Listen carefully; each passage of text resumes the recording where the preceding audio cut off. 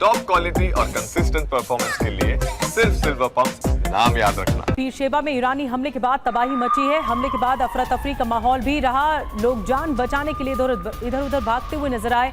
आज माइक्रोसॉफ्ट की इमारत को भी ईरान ने निशाना बनाया है। कल अस्पताल को, स्टॉक एक्सचेंज को निशाना बनाया। आज माइक्रोसॉफ्ट की बिल्डिंग को निशाना बनाया गया। और हमारे साथ खास मेहमान लगातार बने हुए। अश्विंदर सर, लगातार उन एरियाज को टारगेट ईरान कर रहा है जहां पर सिविलियन ज्यादा आते हैं, चाहे वो मॉल हो या फिर ऑफिसेज हो, या जिस तरह से अस्पताल पर अटैक किया गया, सरोका अस्पताल पर अटैक किया गया।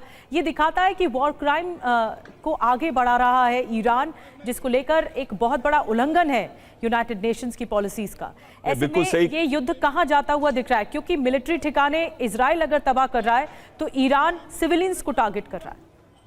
बिल्कुल सही कह रहे हैं निधि जी आप कि इसमें प्रिंसिपल ऑफ डिस्क्रिमिनेशन होता है इंटरनेशनल ह्यूमैनिटेरियन लॉ के अंदर, और प्रिंसिपल ऑफ प्रोपोर्शनैलिटी होता है। ये दोनों प्रिंसिपल का उल्लंघन होता है जब आप अटैक करते हैं सिविलियन एरियाज के अंदर और टारगेट करते हैं सिविलियंस को, जैसे कि हॉस्पिटल्स, खासकर हॉस्पिटल्स जहां पे ट्रीटमेंट दी जाती है जो इंजर्ड है।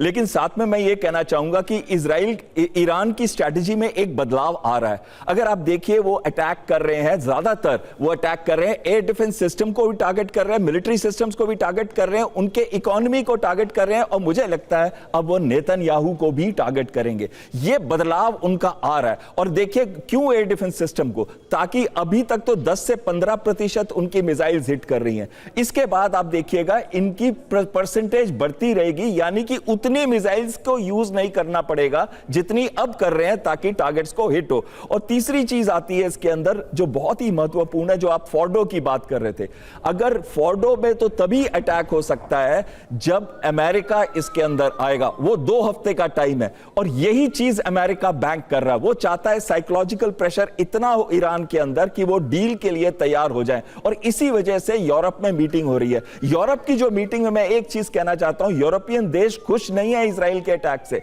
चाहे वो उसको सपोर्ट करें, चाहे यूके के जहाज यहां फ्लाई करें, लेकिन उनको यह लगता है कि अननेसेसरीली ये वॉर में घसीटा जा रहा है, जहां उनकी इकोनॉमी पे नुकसान होगा, ऑयल की प्राइस ऊपर जाएगी, फिर नुकसान होगा, और फायदा सबसे ज्यादा रशिया को हो रहा है जो कि ईरान की ही मदद कर रहा है। तो कहीं ना कहीं ये सारी चीजों का मूल ये बनता है कि अब लड़ाई 2 हफ्ते की मुझे दिख रही है, जिसके अंदर जितनी तबाही कर सकता है इजराइल ईरान के ऊपर, जितनी ईरान इजराइल के ऊपर कर सकता है, और इस 2 हफ्ते के अंदर कोई ना कोई डील की तरफ काम किया जाएगा। सबसे बड़ी बात यह है कि क्या ट्रंप की किसी बात का भरोसा किया जा सकता है?